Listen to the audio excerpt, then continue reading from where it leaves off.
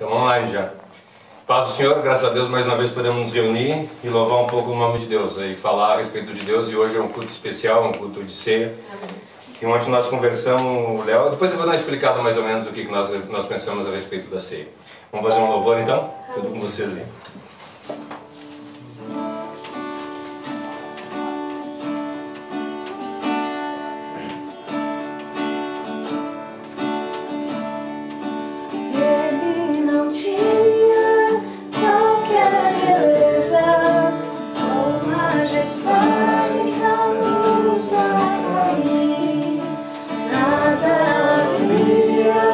Sua aparência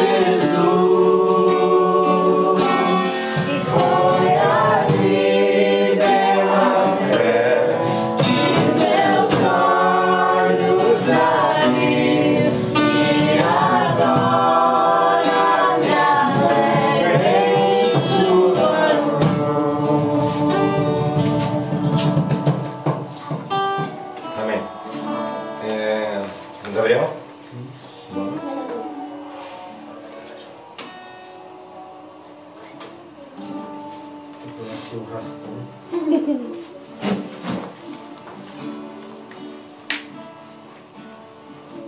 Eu falo daqui mesmo? Pode ser. Tá aparecendo ali. Não, acho que não. Lá tá. Não.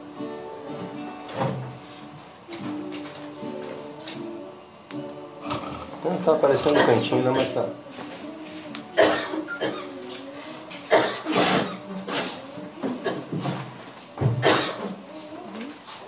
Bom, boa noite, Pai Senhor a todos. Amém. Boa noite.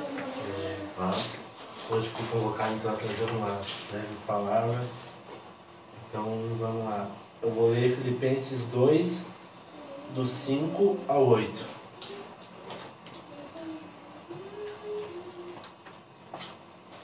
Amém? Amém. Tenham entre vocês o mesmo modo de pensar de Cristo Jesus, que mesmo existindo na forma de Deus, não se considerou ser igual a Deus, algo que deveria ser retido a qualquer custo. Pelo contrário, ele se esvaziou, assumindo a forma de servo, tornando-se semelhante aos seres humanos, e reconhecido em figura humana.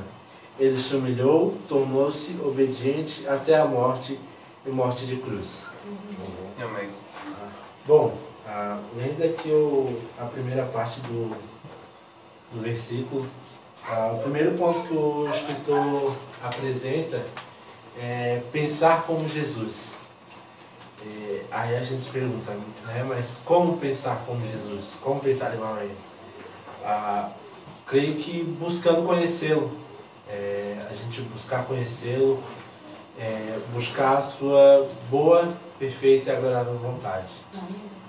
A segunda parte é Jesus se desfez de toda essa glória.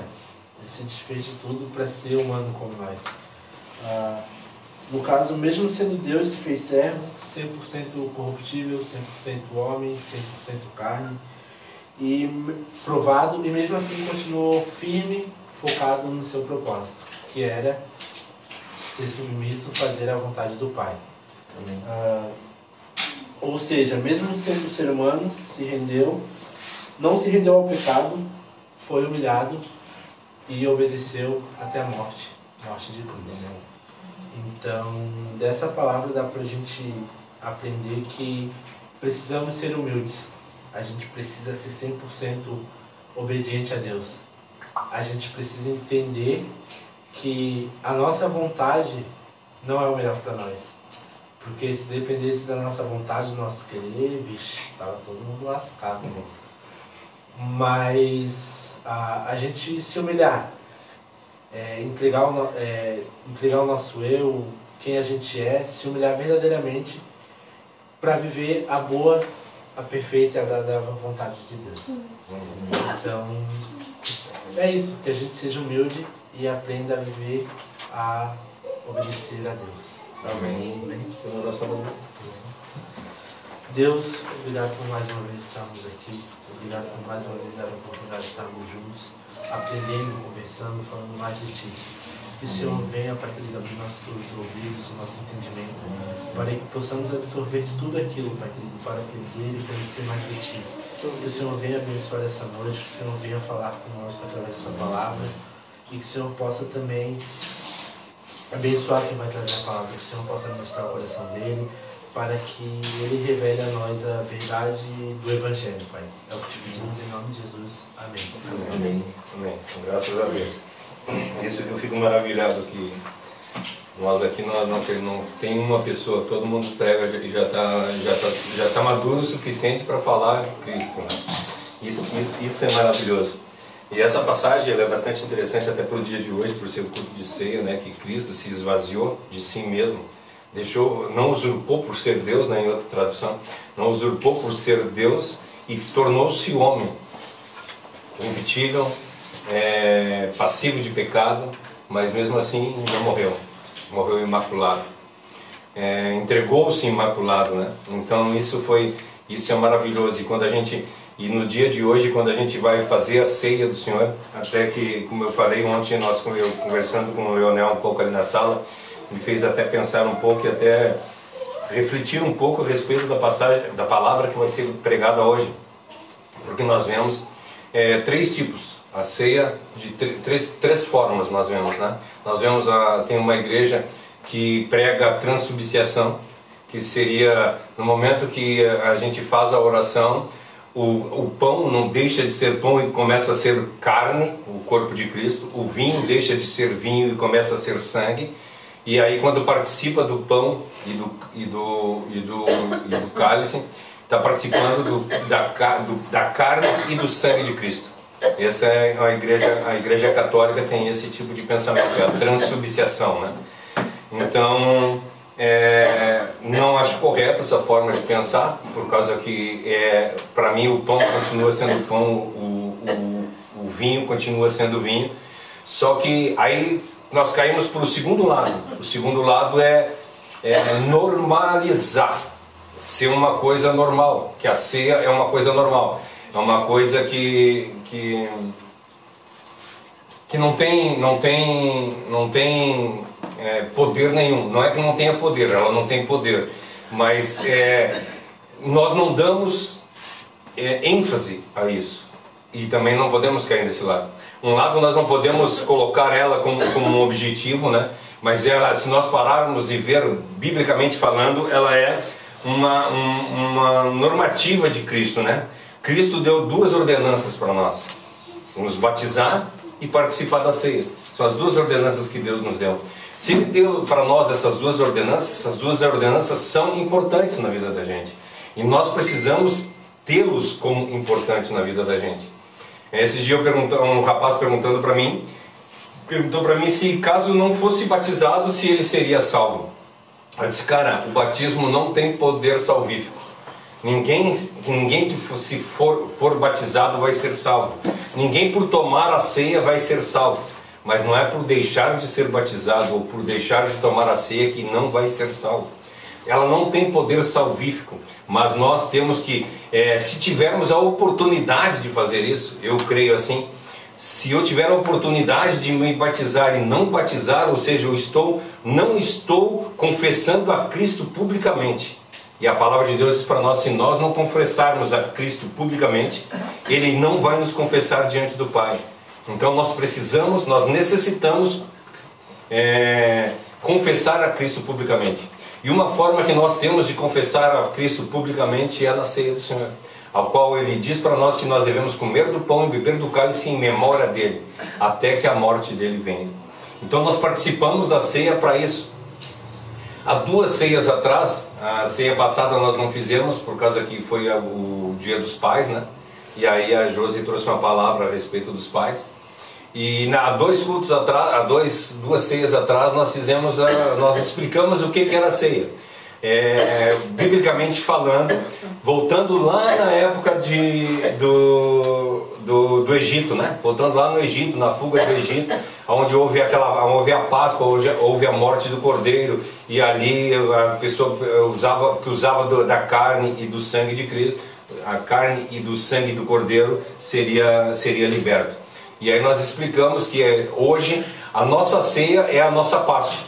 Então assim, o cristão na realidade, a comemoração da Páscoa ela não é tão importante quanto a comemoração da ceia. Nós deveríamos dar para a ceia o mesmo significado que o judeu dá para a Páscoa. Dá para a Páscoa, né? Que ele dá para a Páscoa. Quer dizer, ele dá um significado grandioso, e a ponto que eu falei uns dias atrás aqui também, que todos os cristãos, todos os judeus que se encontram no mundo, quando eles se encontram, eles se cumprimentam e dizem até o dia que nós nos encontrar em Jerusalém. Ou seja, o dia que nós vamos fazer a Páscoa em Jerusalém. A ansiedade, a vontade deles é um dia poder estar em Jerusalém para participar da Páscoa de Deus. E essa mesma coisa nós deveríamos ter no nosso coração. Esse desejo, essa ânsia, essa vontade de participar da ceia do Senhor. Não uma vez por mês, eu canso de dizer para nós aqui, não uma vez por mês aqui na igreja, não uma vez por mês quando nós nos reuníamos, mas todas as manhãs nós nos levantarmos e participarmos do corpo e participarmos do sangue de Cristo. Confessar as nossas culpas para Ele no momento que levantamos e no momento que nos deitamos. Confessar a nossa culpa durante o dia e nos examinar em todos os períodos do dia. Isso que é a ceia do Senhor. A ceia do Senhor é nós olharmos para dentro de nós e reconhecer o quão pecadores, o quão errado, quanto nós não temos condições de estar na presença de Deus. Ontem eu conversando com uma pessoa, não me lembro quem era, e nós estávamos falando que no momento que nós conseguimos olhar para dentro de nós e ver que nós não temos condição de chegar em lugar nenhum, nós começamos a ser cristãos. No momento que nós conseguimos reconhecer que nós somos indignos de chegar na presença de Deus, nós começamos a ver o quão nós somos errôneos e o quanto Deus é poderoso para nós. E isso que a gente faz na ceia do Senhor quando nos reunimos.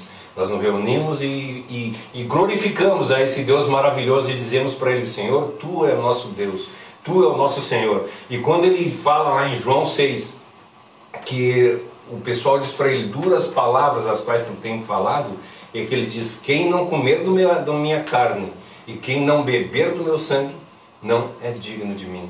Nós temos que comer da carne, nós temos que beber do sangue para poder estar na presença de Deus. Não é comer o pão e beber o cálice, não é isso que vai nos salvar. Mas nós reconhecermos que foi aquele sacrifício ao qual o Gabriel falou, que ele saiu, não usurpou ser Deus e veio aqui e morreu em morte, e morte de cruz. A pior morte que existia. Se nós olharmos, a gente olha na igreja um Cristo crucificado com uma fralda, né? Uma fraldinha lá para não aparecer as genitálias. Isso não acontecia lá. Eles eram expostos. Eles eram colocados em cima do morro, crucificado, sem nada, para todo mundo olhar e tripudiar, todo mundo olhar e fazer escárnio deles. Era para isso que servia, era um escárnio. Era a pior morte que existia, porque era uma morte onde era revelado toda a impureza. Se nós lermos na Bíblia, no Velho Testamento, diz que o marido não conheça a nudez da sua esposa, que nós não devemos conhecer a nudez dos outros, e ele foi exposto publicamente, completamente nu, para todo mundo que passasse olhasse, e colocaram ele ao lado de dois bandidos, né? Dois bandidos, que às vezes as pessoas dizem assim: ele foi colocado e o ladrão da cruz.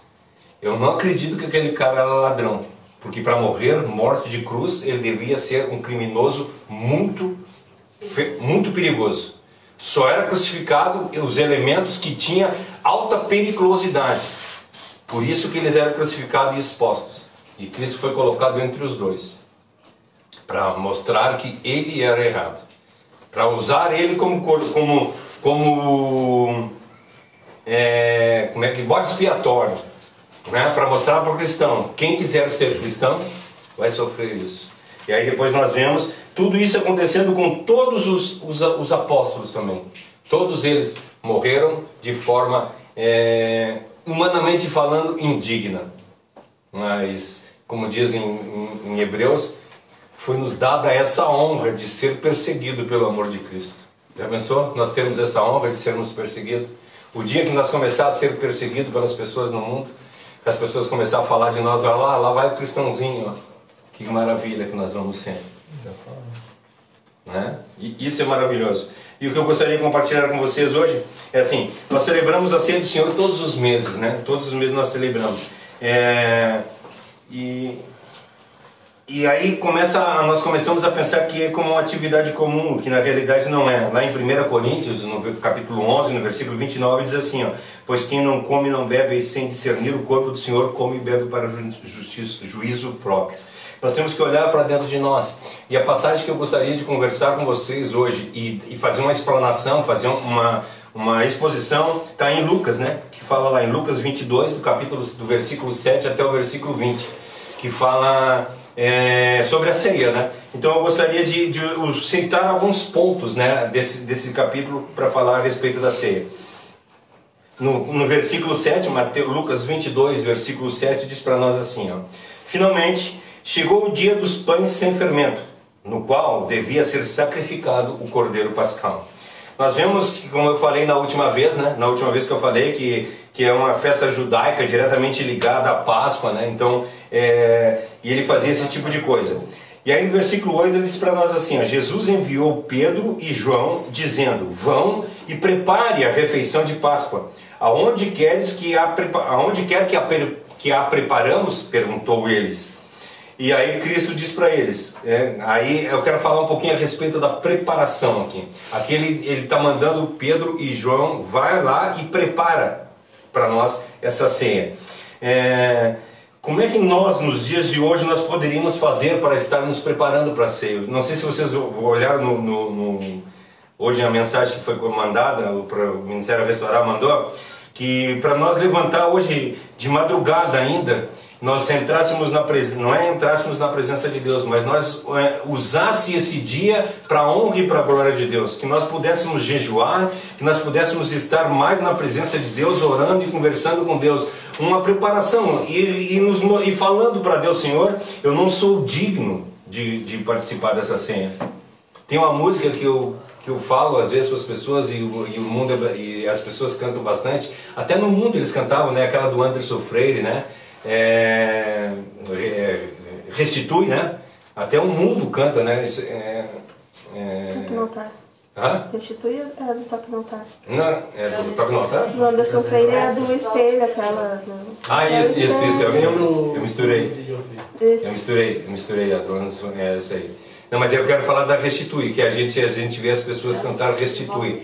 Devolve de volta o que é meu. E na realidade, quando a gente, cara, nós não deveríamos pensar de forma alguma, como foi falado aqui hoje, desejar o que é nosso. O que é nosso é completamente condenação. E quando Cristo vem e morre na cruz do Calvário em favor de nós, Ele tira o que é nosso e nos dá o que é dele. Eles colocai sobre mim o vosso jugo que é pesado e pega o meu que é leve. Nós largamos o nosso jugo nas costas de Cristo e nos apossamos do jugo dele. E somos libertos por Cristo nisso. E por isso que nós devemos estar nessa pelo menos uma vez por mês, né? Que a gente, como eu disse, nós deveríamos fazer todo dia, mas pelo menos uma vez por mês. Nós fazer essa autoavaliação, olhar para dentro da gente e ver o quanto nós temos sido cristãos. O quanto nós temos vivenciado a vida de Cristo, aberto mão dos nossos desejos, como foi falado aqui pelo Gabriel.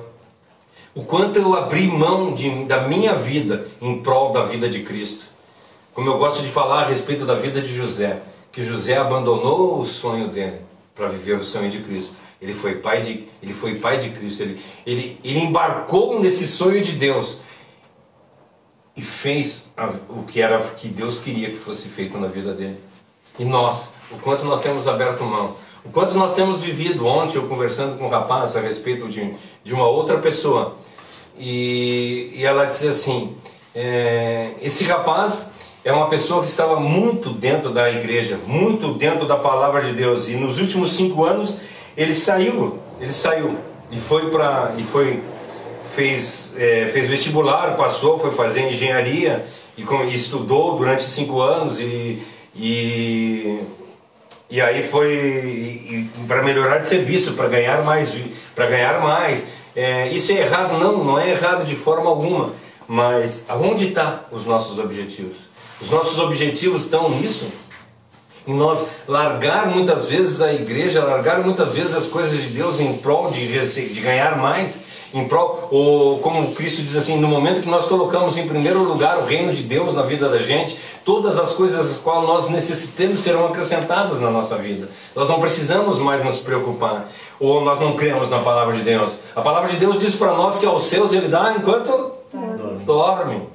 Deus dá aos seus enquanto dorme. Mas agora o que nós queremos? Esse é o pensamento ao qual nós temos que olhar para dentro de nós. O que nós queremos? Agora, se tu quer uma mansão, se tu quer um carro do último tipo, se tu quer isso e aquilo, bem, não é isso que Deus vai te dar. Deus dá aos seus aquilo que eles necessitam, não a riqueza aqui na terra. Ele pode até dar, porque nós olhamos a vida de Salomão e ele diz que nunca houve alguém que tinha mais conhecimento e riqueza do que Salomão, e nunca haverá quem teve mais do que Salomão. E ele deu para Salomão. o homem que comprou o corpo de Jesus também, ele era tão influente que ele pôde comprar o corpo de Jesus. Isso, ele deu o José de Arimateia, né? Que cedeu o túmulo. E aí a gente vê de Cristo, aí um cara que tinha um monte de coisa. E aí por isso que em Timóteo fala para vocês que têm, ajude ajude quem está na obra de Cristo. Não, a palavra de Deus não está dizendo para nós que nós não podemos ser. O problema é aonde está a nossa visão. E a motivação, né? Porque Isso. o problema não é tu ir fazer uma faculdade, querer ser um engenheiro, mas não fazer isso para a glória de Deus, né? Sim. Agora não é todo mundo tem que largar tudo e viver na igreja. A gente precisa... Existe chamado, né? a gente precisa ouvir a vontade de Deus. Às vezes a vontade de Deus é que a gente esteja dentro de uma faculdade, às vezes a vontade de Deus é que a gente esteja numa empresa, às vezes a vontade de Deus é que a gente esteja no meio de uma vila, servindo. Não é dentro, a questão não é estar dentro da igreja, né? É ouvir e ver qual é a motivação que está te levando a isso. A motivação, só a motivação e saber o que é que tu quer. É isso que eu digo, eu preciso saber o que é que tu quer. Esse rapaz que eu estou falando era um cara que estava dentro da igreja, era um obreiro ativo da igreja. Aí um obreiro ativo da igreja, ou seja, se eu tenho chamado para fazer a vontade de Deus, eu vou fazer a vontade de Deus e não ganhar dinheiro. Porque se nós olharmos para os apóstolos, é aí que eu estava falando a respeito disso, que quando nós vemos Cristo, vocês já notaram que Cristo onde é que ele nasceu? Não era dele o lugar. Quando ele morreu, onde é que ele foi enterrado? Não era dele o lugar.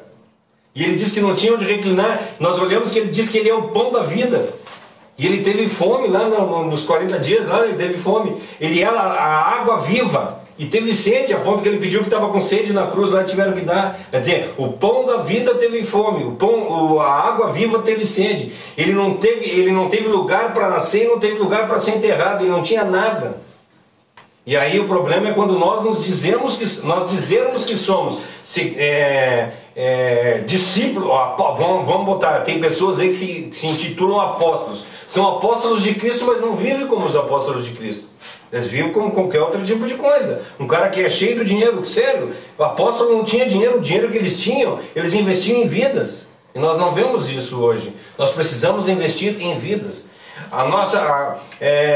A igreja, o valor que entra de dízimo, o valor que entra de dízimo não, né? Não existe dízimo.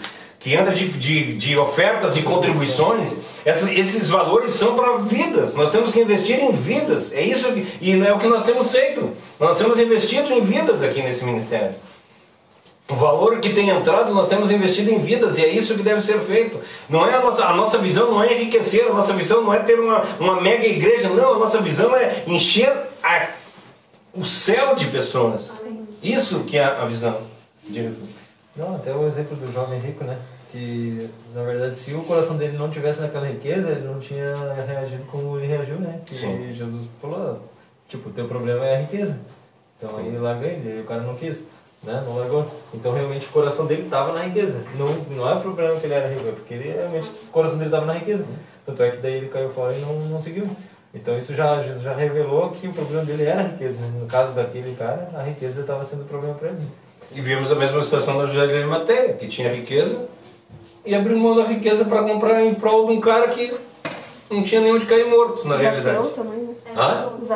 Zaqueu. A prova de não sei sobre o dinheiro e sim sobre o coração é que na do jovem rico ele manda vender tudo que tem. Por exemplo, quando Nicodemos vai falar com Jesus, o que Jesus fala? Libera todo o teu dinheiro. Não, ele fala, tem que nascer de novo. Né? Então, é pelo onde o teu coração está. Onde está o teu coração? Onde está o teu tesouro? A necessidade de cada um. Isso nós falamos no Sermão do Monte. Aonde está teu coração, ali está teu tesouro. Então, aonde está o coração da gente? Cara, eu não estou dizendo pra gente que a gente não precisa estudar. Não precisa estudar. Não, nós precisamos de gente que estude, de gente que ganhe dinheiro para sustentar aquelas pessoas que estão indo lá levar a palavra de Deus. Isso é a palavra de Deus diz para nós. Vocês que têm e investem na obra de Deus, Deus vai dar muito mais para que vocês invistam muito mais na obra de Deus. Não é necessário que todo mundo saia e pregue o evangelho, não. Eu preciso de pessoas que financiem essas pessoas que levem. E é isso que Cristo fazia. Ele não chamou toda a população de Israel, não, ele chamou 12 caras. E esses 12 caras chamaram 70 pessoas. E assim nós vamos indo, nós vamos chamando pessoas que estão na nossa volta. E aí nós vamos investindo. O problema é quando como nós temos nos preparado. Nós olhamos para a ceia. Como é que nós temos nos preparado? Nós temos nos preparado para quê? Para ganhar dinheiro. É isso. Mas para que nós queremos ganhar dinheiro? A palavra de Deus diz para nós em Tiago: sabe por que vocês não recebem as orações que vocês fazem? Porque vocês pedem mal. Vocês estão pedindo por deleite de vocês. Se vocês pedirem para Deus o que importa, certamente Ele vai dar. Ou tu acha que qualquer um de nós aqui que pedir para Deus me dá sabedoria, Ele não vai dar? Todos nós temos condição de saber igual. Ou tu dizer assim para mim assim: nossa, como o Cláudio conhece a palavra de Deus. Cara, eu sou igual qualquer um de vocês. E o meu sonho um dia é que o Salmo 119 se revele na vida de vocês, como ela tem se revelado na minha vida. O Salmo 119, versículo 99. No versículo 99 ele diz para nós o seguinte: hoje eu sei mais que os meus mestres. Já pensou? Vocês poderem dizer isso? Cara, hoje eu sei mais que o Cláudio. E eu dizer, hoje eu sei mais que o Joyce, né, que foi o meu mestre lá, onde a primeiro que me converteu. Onde eu me converti, não me converteu. Onde eu conheci a palavra de Deus por intermédio dele. Hoje eu sei mais que o Joyce. E aí daqui a pouco as pessoas, os discípulos aos quais vocês andarem juntos, eles vão dizer assim: hoje eu sei mais que o Vinícius, hoje eu sei mais que o Ivan, hoje eu sei mais que o Gabriel. Já pensou, coisa linda? Porque nós não queremos reconhecimento próprio. O que nós queremos? Nós queremos isso. Essa é a preparação que nós temos que fazer na ceia e na vida. Nos preparar para conhecer mais. Até a motivação da liderança está errada. Sim. Porque pensa assim: eles não podem saber mais que eu, né? Sendo que na verdade a liderança ela precisa preparar as pessoas para irem além do que elas foram. Foi como Jesus fez, né? Jesus passou o tempo ali com aqueles 12 e quando ele foi embora, ele disse: vocês farão coisas maiores das que eu fiz. Mas às vezes até a gente como liderança se posiciona de uma maneira que vai freando as pessoas. Não, o teto da tua sabedoria sou eu, não pode passar de mim. Aqui não. O que nós queremos é que desde o início, quando nós começamos aqui, a nossa ideia é que todos saibam o suficiente, ou mais que o suficiente, para sair e pregar o evangelho para toda criatura. Ah, mas daí nós não podemos sair para trabalhar e ganhar um pão de cada dia. Cara, vai trabalhar e ganhar um pão de cada dia. Agora, no momento que Deus falar para ti: cara, eu não quero mais que tu trabalhe, eu quero que tu te dedique à obra de Deus, tu vai lá e vai te dedicar à obra de Deus. Entende? Eu hoje trabalho e continuo trabalhando. E vou continuar trabalhando até o dia que Deus disser para mim assim: para de trabalhar. Quando Ele disser, ou acha que não. Se um dia Deus disser para mim assim: para de trabalhar, agora te dedica só para a obra, eu vou me dedicar só para a obra, mas eu vou fazer a vontade de Deus. Enquanto Ele não disser isso para mim, eu vou continuar trabalhando e vou continuar eu sustentando a obra de Deus. Eu não preciso que pessoas me sustentem hoje. Por quê? Por causa que hoje Deus disse para eu me sustentar. Agora, se um dia Ele disser para mim: de agora em diante eu vou te sustentar, aí eu vou acreditar nele e vou confiar nele. E se eu passar fome, por causa que eu não estou recebendo o suficiente, mesmo assim eu vou agradecer a Ele, porque foi o que Ele quis. É isso que nós temos que ter em mente. Agora, aonde está o nosso coração? Aonde estão os nossos pensamentos? Nós temos nos preparado para seguir a palavra de Deus? Nós temos nos preparado, se nós pararmos e olhar assim, hoje, o que nós fizemos na ideia de chegar de noite para a ceia? Nós nos preparamos? Já pensou? Nós vemos isso, cara, na igreja, a igreja Assembleia de Deus. A igreja Assembleia de Deus, eles têm uma reverência para a ceia. O dia de ceia, se tu chegar no dia de ceia da Assembleia de Deus, está todo mundo de terno e gravata, com a melhor roupa que existe, porque eles se preparam, passam o dia inteiro se preparando, levantam de madrugada, oram, jejum em busca daquele dia. Preparando-se para aquele dia, para conseguir chegar de noite e estar na presença de Deus na ceia do Senhor. Isso é errado? Não, não é errado. Nós deveríamos fazer isso todos os dias para nos preparar. Por quê? Porque nós vamos chegar o dia na ceia, a qual será servida por Cristo. Amém. Então nós não temos que nos preparar para a ceia de hoje, mas nós temos que nos preparar todos os dias para o dia nós chegarmos lá na presença de Cristo e receber das mãos dele o pão, das mãos dele o cálice. Já pensou que maravilha é isso? Eu fico maravilhado com isso. Obedecendo tudo que tudo que existe espiritual na vida da gente. E não buscar coisas materiais e temporais. Nós temos que mudar completamente o nosso modo de agir. Nós não podemos beber do pão, beber cálice e comer do pão indignamente. Ou seja, como é que nós vamos beber do cálice e comer do pão se nós não estivermos preparados para isso? Estivermos vivendo em pecado, estiver vivendo enganando as pessoas. Não podemos. Nós temos que olhar para dentro de nós e mudar o nosso pensamento. Eu não posso mais fazer isso. Eu preciso mudar de vida. Eu tenho que ser transformado. Isso é a preparação para a ceia.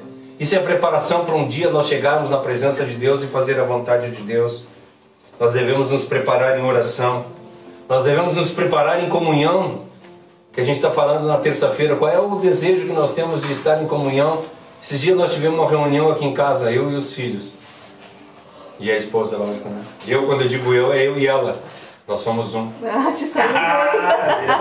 Tem que fugir, né? Tem que fugir. Mas nós tivemos uma reunião no qual... Quando tinha sido a última vez que nós tínhamos sentado para conversar em família? A gente senta aqui na igreja e conversa a respeito da palavra de Deus. Mas será que é só isso que é igreja? Não, igreja é a gente sentar, aparar arestas, conversar a respeito da palavra, a respeito do dia a dia. Porque nós vivemos no mundo. Não adianta a gente querer dizer que a gente, nós temos que pensar só no espiritual. Não, gente, a gente precisa comer. Nós precisamos nos banhar, né? Nós precisamos fazer as coisas da terra também. Nós temos que ter cuidado para isso. Quando foi a última vez que nós temos jejuado em busca de alguma coisa? Uma vez uma pessoa disse para mim assim: o meu filho está perdido nas drogas e eu não sei mais o que fazer. E eu perguntei para ela: quantas noites tu tem dedicado em oração por ele? Quantos dias tu tem dedicado em jejum pela vida dele? Mas precisa?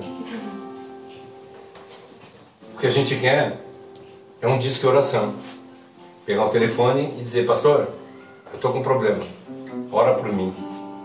Agora eu fazer? Isso não. Tu fez uma pregação aqui uma vez. Na história de Daniel, ele era tão fiel a Deus, andava tanto nos caminhos de Deus, que um descrente orou pela vida dele, né? Isso, e como que a gente pode dizer que a gente é crente se a gente não tem orado pelos outros, jejuado pelos outros homens, né? O rei orou por Daniel.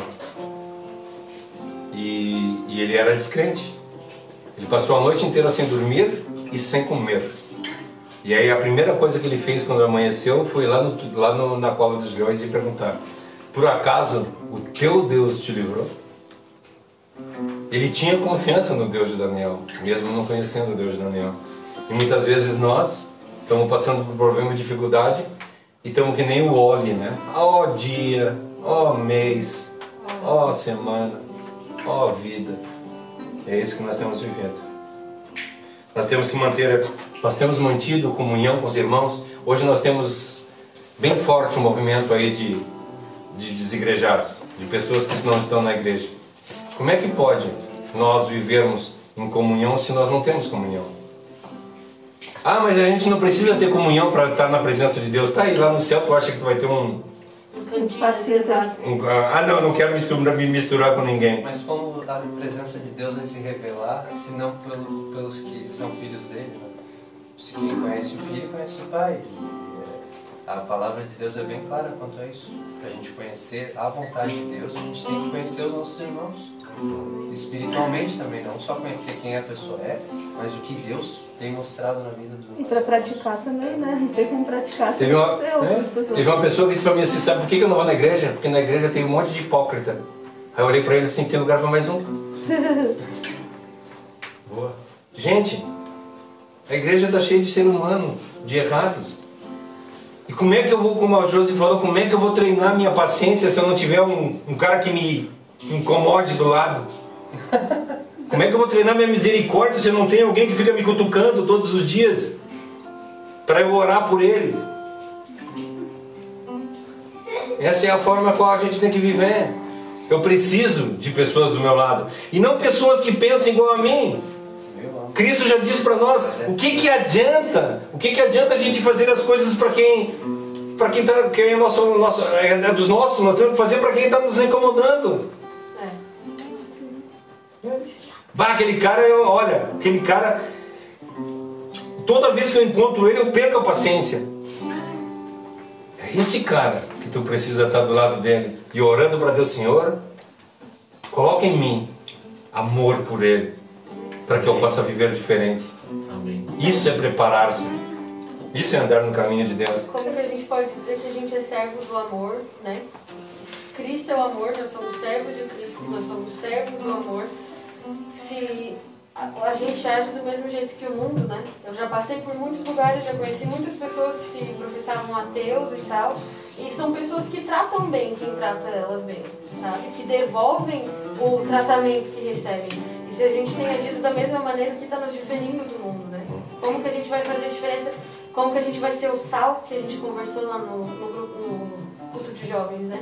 Como que a gente vai ser o sal, aquele que dá o gosto, que faz a diferença, se o nosso comportamento é igual a pessoas que não têm a luz na vida, né? A pergunta que eu fiz terça-feira foi a seguinte: se tu estiver andando na rua e o Neymar passar por ti, qual vai ser a forma de tu agir? E agora, se tu estiver passando por essa mesma rua e tu passar por um gari limpando a rua, como é que tu vai agir? Um problema é que quando a gente vê alguém importante, nós babamos. E quando nós passamos por um gari que está limpando a rua, cara, sério, a gente nem vê. A gente passa pelo gari como se fosse uma árvore. Ele é uma parte do desenho, uma parte do quadro que foi pintado. Pessoas passando necessidade e nós não vemos. E aí sabe o que nós dizemos?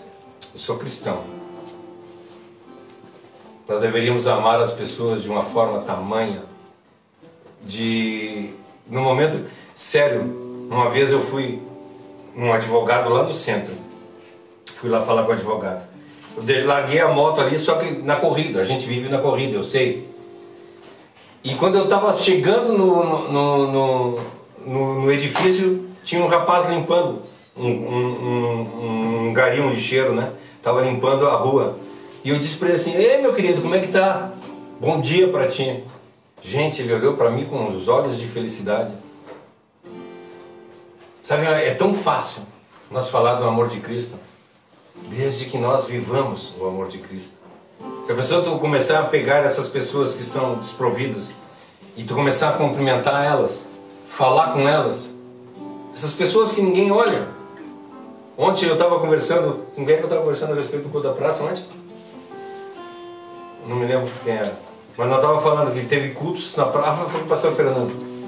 Esteve culto na praça de ter 400 pessoas. 400 pessoas. 400 moradores de rua. Meu Deus. Ali em Florianópolis. Teve culto que teve 400 pessoas. Um culto de Natal, né? E tu chegava para qualquer morador de rua lá e perguntava por mim, eles me conheciam.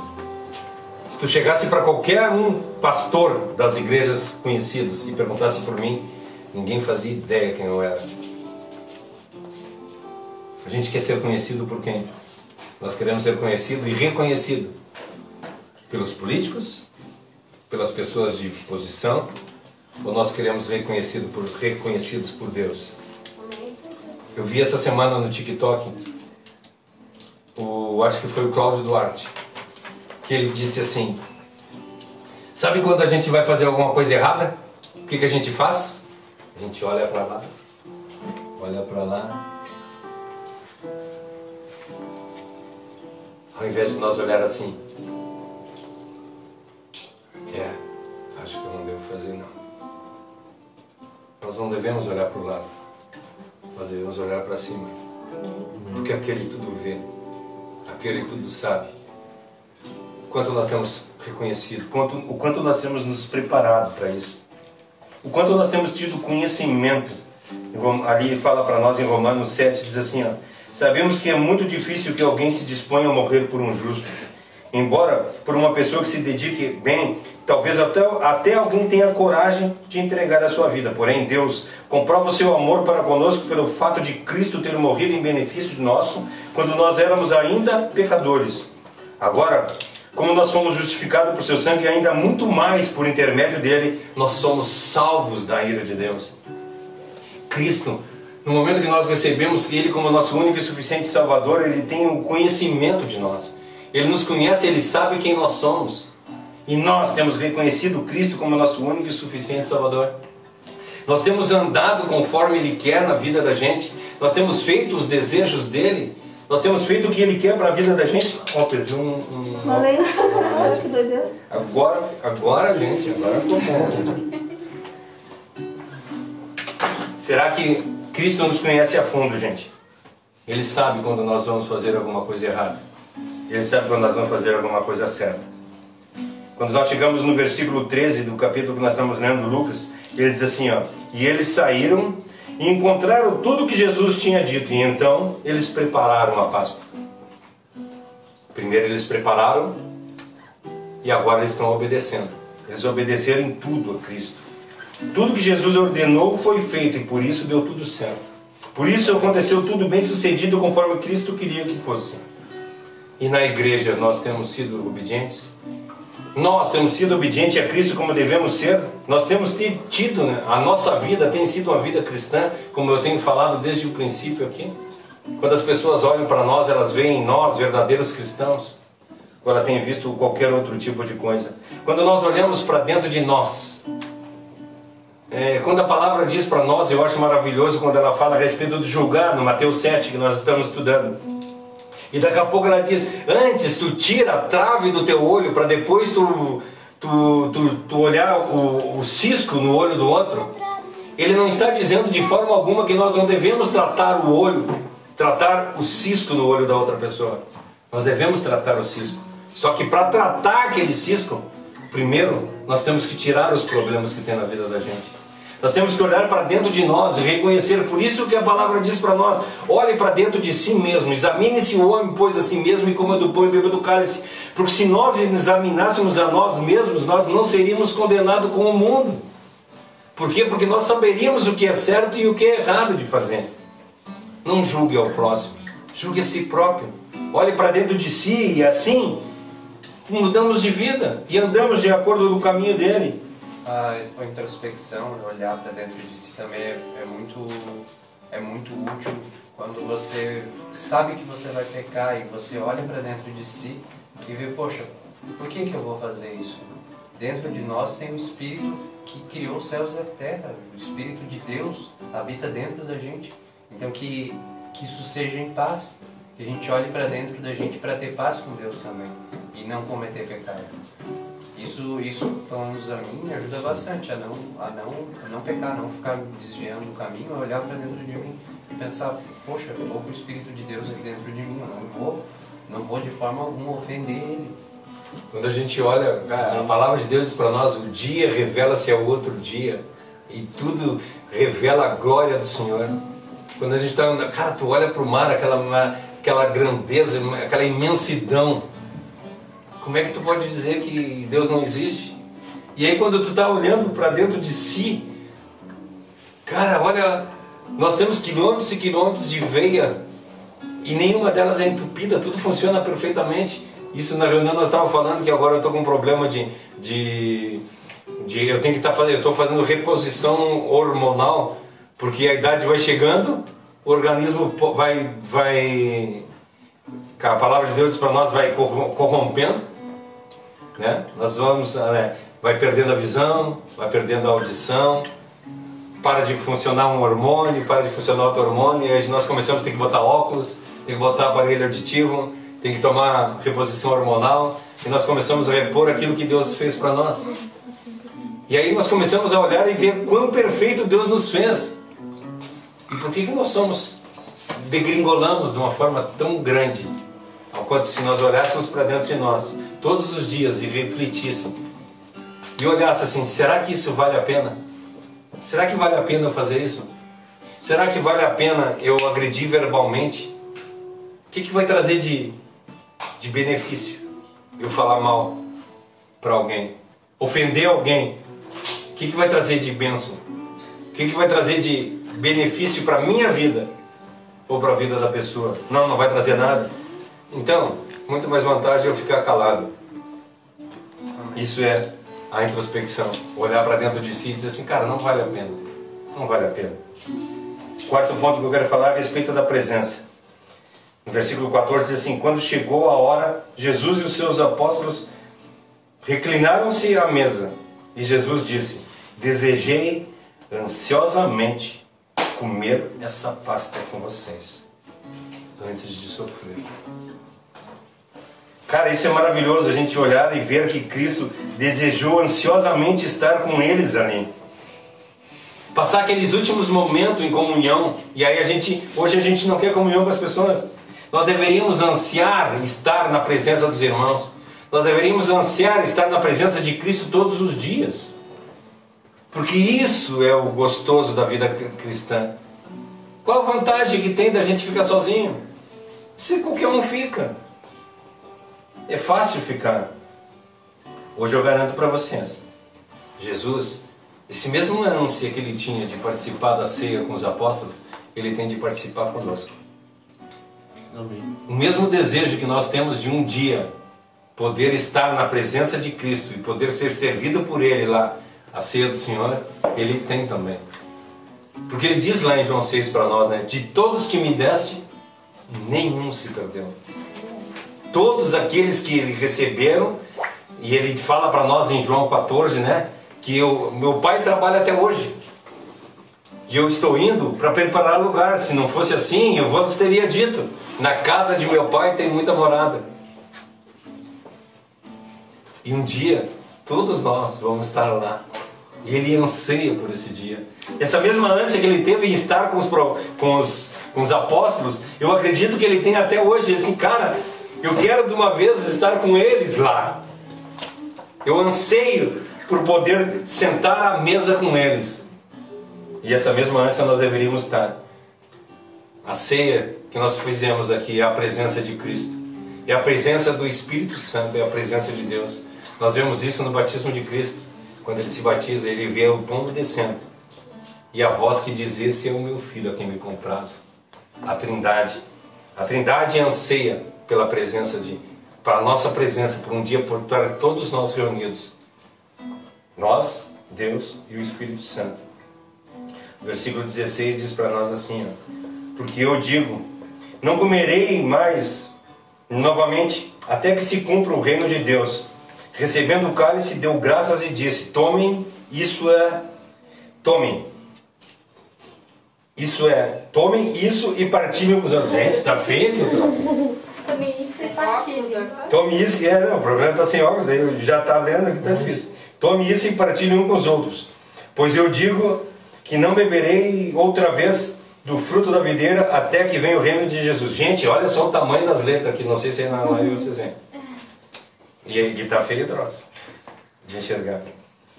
Gente, a ceia tem um significado profético para a vida da gente. Jesus esteve ali junto com eles naquele momento e dizendo que ia cear, ia ter um sacrifício, ou seja, ele olhou e sabia que amanhã seria o dia ao qual ele seria sacrificado. E ele disse assim, cara, eu quero muito ter esse momento com vocês aqui, porque amanhã já não vou mais estar com vocês. Eu fiz na última pregação, eu disse, os discípulos deviam até ter se perdido, né? Cara, tu vai embora? E eles reclamam, como é que tu vai? E agora o que nós vamos fazer? Cara, eu vou mandar um outro Consolador. Amém. E isso é a nossa esperança. Quer dizer, não é esperança, nós não temos mais esperança, né? Nós temos o Consolador. Eles tinham esperança, nós temos o Consolador. Aquele cara que fala no nosso ouvido quando nós vamos fazer alguma coisa errada, diz assim, não faz. E a gente não faz. Mas se nós fecharmos os nossos ouvidos para a palavra de Deus, certamente nós não vamos chegar em lugar nenhum. A ceia anuncia a morte do Senhor até que Ele venha. Esse é o propósito da ceia, que nós possamos olhar para dentro de nós. Nós possamos olhar para dentro dos nossos corações e ver o que nós temos feito de certo e errado. Ah, mas eu não vou poder participar da ceia porque eu estou em pecado. Não é isso que a palavra diz para nós. A palavra diz, abandona o teu pecado e participa da ceia. É isso que a ceia que representa para nós. Que nós possamos de verdade olhar para dentro de nós, como diz essa passagem. Refletir, né, que fala para nós em Coríntios 11. Olhar para dentro de nós e ver o que tem de certo, o que tem de bom e de ruim dentro de nós. aquilo que for de ruim a gente expurga. Agora nós temos uma facilidade, na era do computador, o que tiver de mal, deleta. Cara, é tão fácil, né? A gente deleta aquilo que tem de mal.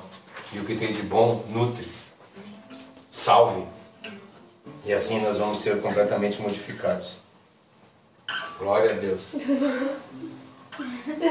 Vamos terminar o culto no escurinho.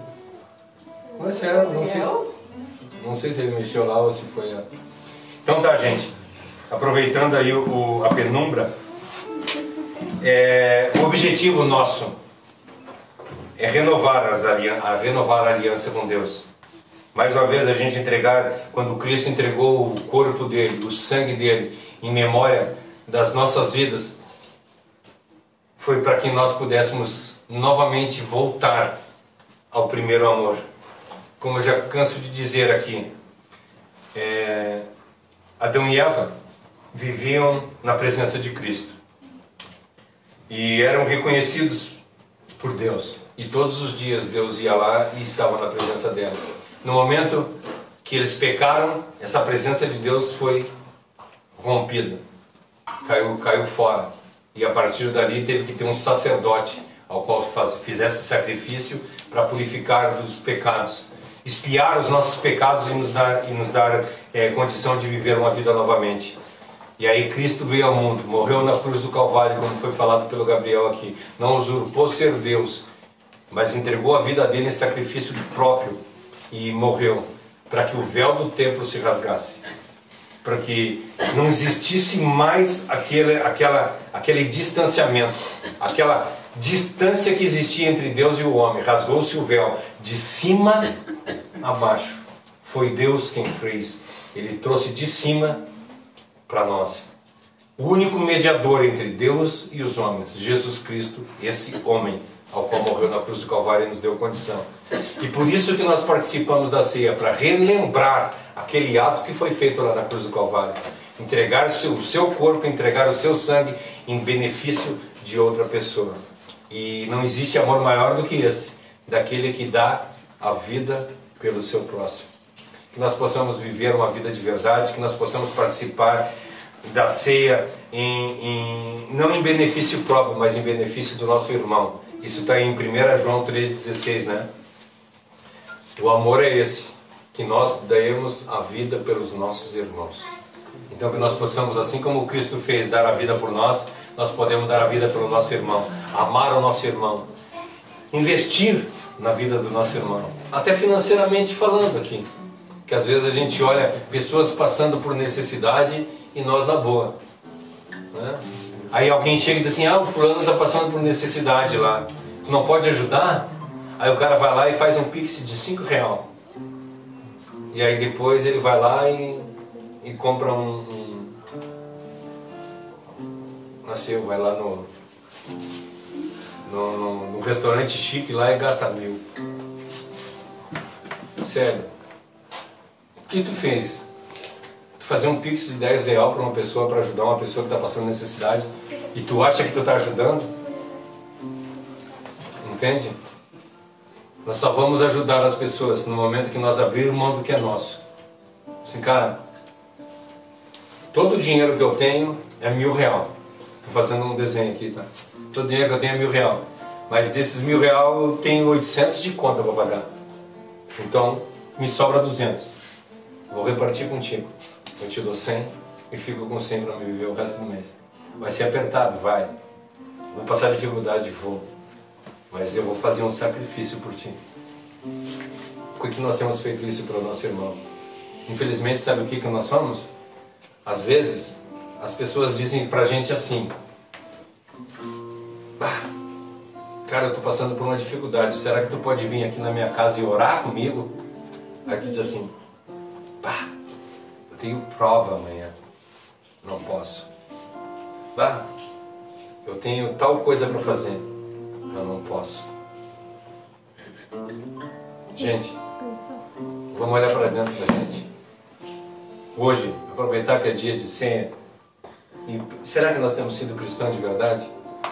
Será que nós temos feito a vontade de Deus? Será que nós temos aberto mão dos nossos desejos em prol do terceiro?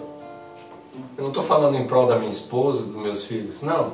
Em prol daquela pessoa necessitada, como eu falei. Muda essa semana. Quando tu passar na rua e tu vê um gari, cumprimenta ele. Abraça ele. Senhor, haja diferente. Haja como cristão. Se não é cristão, pelo menos tenta aparentar. Nós possamos mudar de verdade e ter uma vida diferente, uma semana diferente. Eu gosto muito dos Alcoólicos Anônimos, que diz para nós: vamos viver o hoje, só hoje. Então seja diferente só hoje. Ajude o próximo só hoje. Faça a vontade de Deus só hoje. Amanhã, deixa para amanhã. Deixa o dia de amanhã, se cuide dele mesmo. Mas possamos mudar o dia de hoje. Porque a palavra de Deus diz para nós, quando Ele nos ensina a orar: o pão nosso de cada dia nos dá hoje. Só hoje. Eu quero só o pão de hoje. Eu quero só a bênção de hoje. Eu quero só o problema de hoje. Eu quero viver o hoje. Porque eu não sei se amanhã eu vou estar aqui. Assim como eu estou falando aqui com vocês, eu sei cara, amanhã de repente eu não estou mais aqui. E se não estiver aqui, graças a Deus por isso. Se estiver aqui, graças a Deus por isso. Tudo seja para a honra e para a glória dele. Vamos fazer uma oração? Paizinho querido, quero erguer a minha oração à tua presença mais uma vez, te agradecendo pelas maravilhas que tu fez. Obrigado, Senhor, por tu nos afrontar. Obrigado, Senhor, por tu nos confrontar. Por nos mostrar, Senhor, que muitas vezes nós estamos falando da boca para fora, mas que nós não façamos mais assim. Nós possamos mudar de verdade, Senhor. Que nós possamos ser cristãos verdadeiros. Que possamos falar a respeito do amor de Cristo para as pessoas, mas não só falar da boca para fora, mas viver de verdade. Que quando nós ajudar as pessoas, seja uma ajuda correta, Senhor, e não para benefício próprio, para engrandecimento próprio. Que nós possamos fazer o que Tu quer na vida da gente. Que nós possamos viver o que Tu quer, Senhor.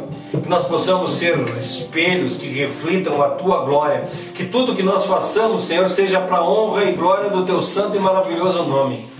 Que o Teu nome seja engrandecido por intermédio das nossas bocas, por intermédio das nossas pernas, braços, por intermédio das nossas vidas, por intermédio dos nossos atos, por intermédio das nossas escritas, Senhor, nas mídias sociais.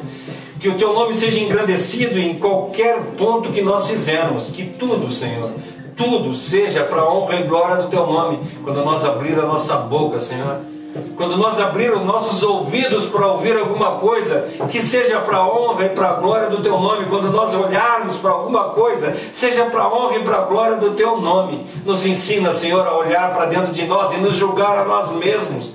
Nos ensina, Senhor, a nós olhar para dentro de nós e ver o quão errado nós temos sido, o quão depravado nós temos sido, Senhor, e às vezes assim mesmo, nós achando que nós somos melhor que alguém. Mas tem misericórdia de nós, Senhor. Que nós possamos nos enxergar verdadeiramente o quão pequeno nós somos. Que nós possamos olhar para dentro de nós e ver o quão indigno nós somos. Que nós possamos olhar para dentro de nós e ver o quão necessitado nós somos da Tua presença. Abençoa, Senhor, a nossa vida. Faz de nós reconhecedores da humildade, para que nós possamos chegar, Senhor, na Tua presença. Tem misericórdia de nós, porque se não fosse por intermédio das Tuas misericórdias, nós já teríamos sido fulminados, porque nós não merecemos nada.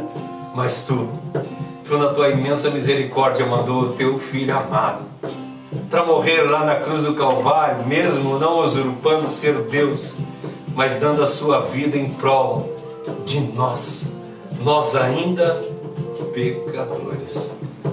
Muito obrigado, Senhor, por esse amor.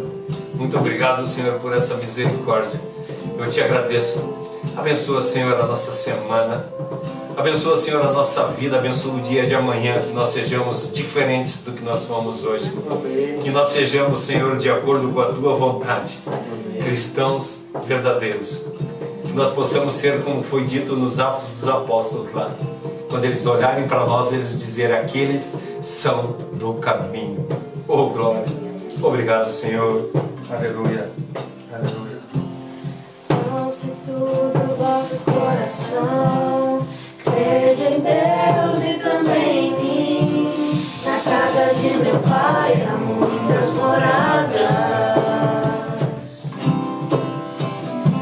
não fosse assim, eu não teria dito: vou preparar-vos um lugar.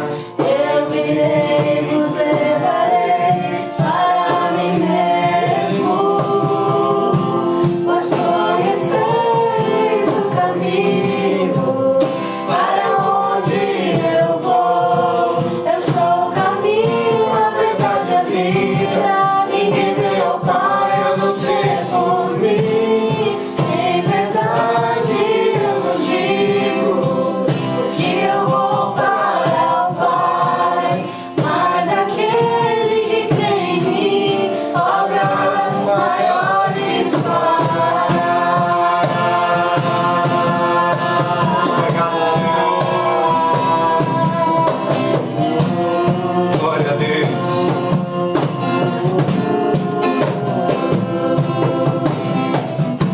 Se me amares verdadeiramente, guardareis os meus mandamentos. Eu rogarei ao Pai e Ele vos dará o Consolador, o Espírito da verdade, que o mundo não pode receber, mas Ele habita em nós e estará em nós para sempre. Aquele que tem os meus mandamentos e os guarda, esse é o que me ama. Se alguém me amar, será amado por meu Pai. Eu também o amarei e me manifestarei a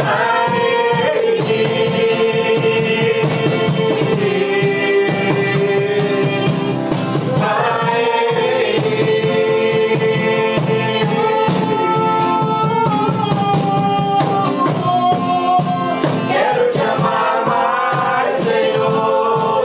Quero te amar mais, Senhor.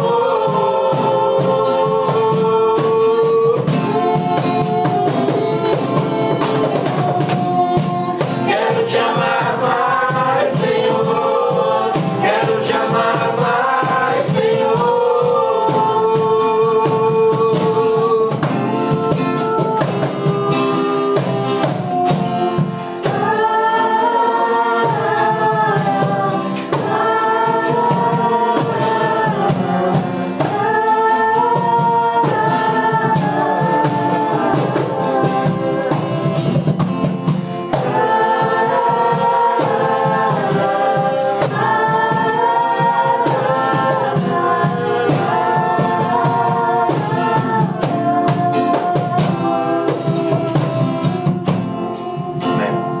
Nós possamos de verdade viver uma ceia todos os dias na vida da gente.